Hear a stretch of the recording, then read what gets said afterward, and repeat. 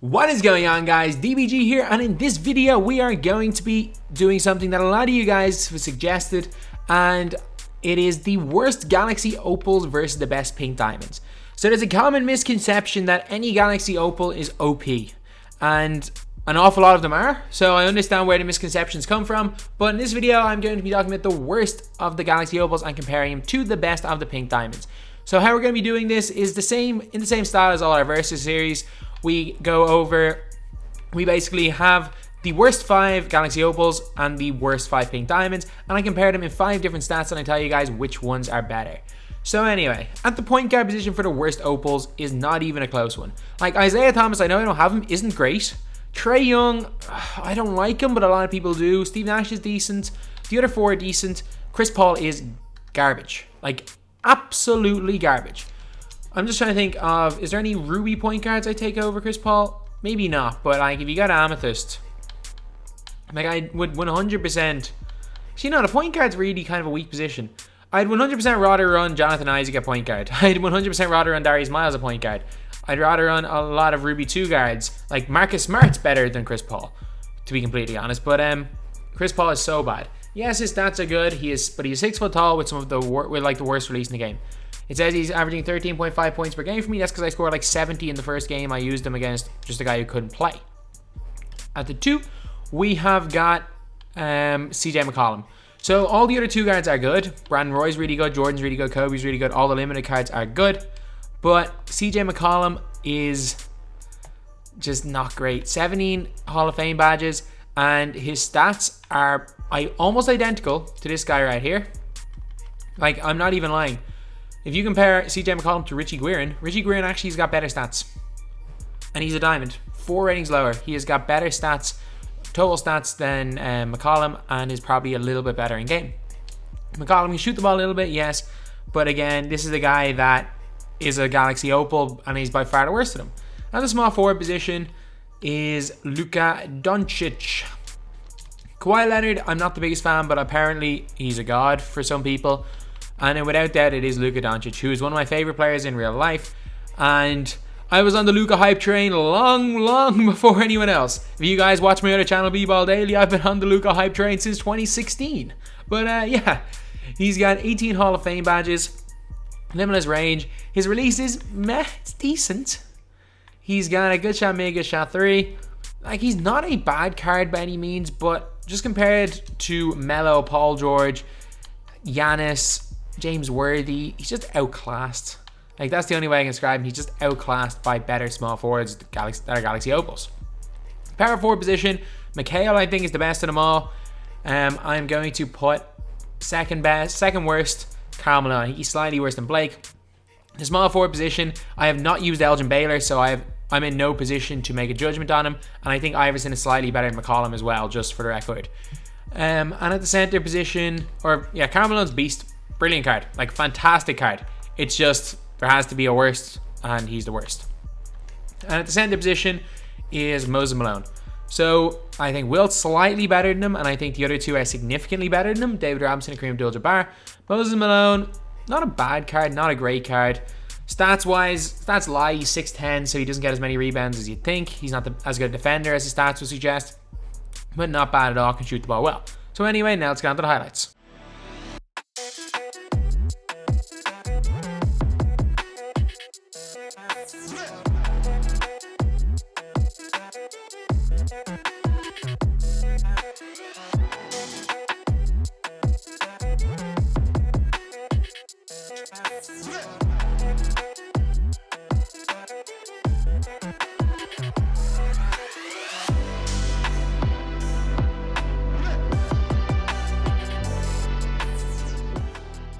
And now we are on to the pink diamonds. So the most OP pink diamond point guard, in my opinion, is Magic Johnson. A close in between him and Gilbert Arenas, but I think Magic Johnson being 6'9" and having just really good stats, and also with a coach having a 99.3 puts him slightly over Gilbert. At the 2, we have got, let's see, pink diamond 2 guards. Oh, sorry, this one's an obvious one. It's Tracy McGrady. I completely forgot about that. Yes, he is expensive. He is definitely very, very expensive. Like, could be easily $1 million MT at times, but definitely a beast of a card. 2K are eventually going to give him a locker code. There is no question about that. He's eventually going to get a code. And once that code drops, he is going to be a steal if he goes for under 100k. 11 Hall of Fame badges, in my opinion, the best 2-guard apart from the 2 limited Kobe's and MJ's in my team this year. And just an absolute incredible card. Great dunk, great 3-ball, great mid-range game, great defense. He can do absolutely everything. Small forward position, we are going to run with Kevin Durant. Yes, I don't have his 98, but I think his 98 is the exact same as his 97. I've used both of them, they feel no different. I had his 98 and sold them because I had this one locked in and they feel the exact same. They have the same Hall of Fame badges.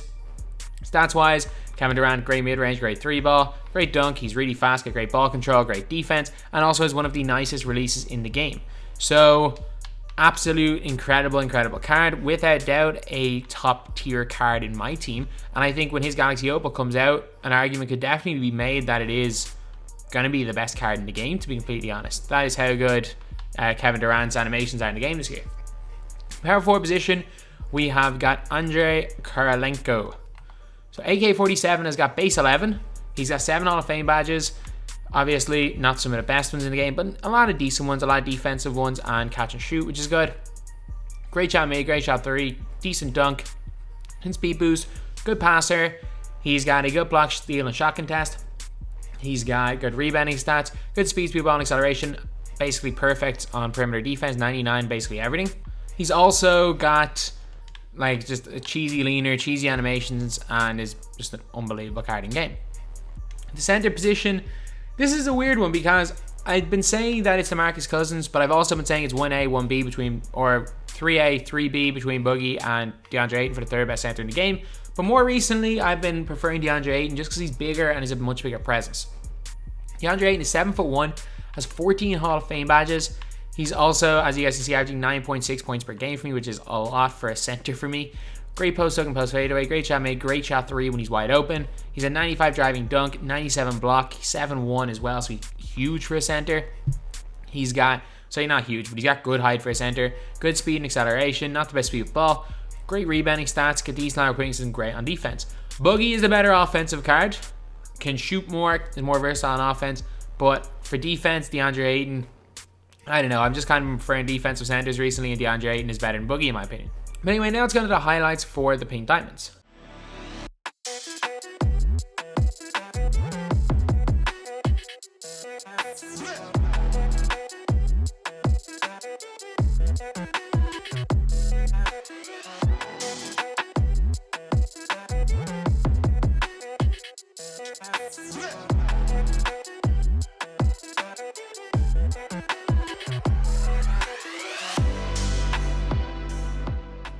So now we are on to the comparison. Obviously, I will compare them in the stats that I always compare them in, which are rebounding, defense, shooting, team offense, and like individual star power. So first, I am going to go over rebounding. And as you guys know in 2K, the biggest thing for rebounding is height. There is one position and one position only that they even tie in height, and it's power forward. And even though Malone's a better rebounder than Kirilenko is not a bad rebounder. DeAndre Ayton is a significantly better rebounder than Moses Malone, even though he shouldn't be. Moses Malone has better stats, but DeAndre Ayton is 3 inches taller and just seems to get more boards. Magic Johnson gets a lot of boards for a point guard, so does T-Mac for a 2-guard. Kevin Durant, probably a better rebounder than Luka. I didn't see either of them get rebounds, to be honest. But yeah, rebounding went, without doubt, goes to the best Pink Diamonds. Next, we have got defense. And this is another one where height plays a massive factor. If you guys don't know, again, height is a big thing with defense. If you're small, you're going to struggle on defense. And that's why Chris Paul is so bad. That's another reason why Chris Paul is so bad in this game. Sure, they fixed the shot contest, so it's not as big a factor. It's still a pretty big factor. Like, it used to make the cards absolutely unusable. It basically made that those cards were useless. Like, absolutely useless. Now they're just not good. That's the thing, going from absolutely unusable to fairly unusable. But the fact that at every position except power forward, the Pink Diamonds are taller, and they're also all fairly good defenders. Pink Diamonds win this very, very comfortably. Next, we are on to shooting. You have got Chris Paul, who's baited, Magic Johnson, who is also baited, but at the same time, Magic Johnson's 9 inches taller, so he can get a shot off easier. T-Mac's a better shooter than McCall in my opinion. KD better than Luka. Kirilenko and Karl Malone. Even Karl Malone is lights out in this game. DeAndre Ayton is a better shooter than Moses Malone, but it is very, very close. So for the fact that KD and T-Mac are better, shooting also goes to the Pink Diamonds. Next, we have got team offense. And the fact that Chris Paul, you can stand 15 feet away from him and still contest him because of how long his release is, means that teams literally don't have to guard him. Like, I know he's got a good rating, he's got good Hall of Fame badges. You do not have to guard Chris Paul. So, for that reason, team offense, actually, and CJ McCollum can't attack the basket. So, for that reason, team offense is not great for these.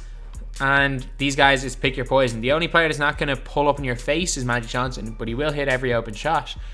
T-Mac and Kevin Durant can go to the basket. They can step back. They can pull up from limitless. They can do everything. You got a base 11 player as well as a just really solid all-around center in DeAndre Ayton. So definitely, again, the Pink Diamond squad. Now we're on to star power. And this is one that finally the Opals win. So the best player, in my opinion, on the Pink Diamond team is Kevin Durant. Best player is Karl Malone.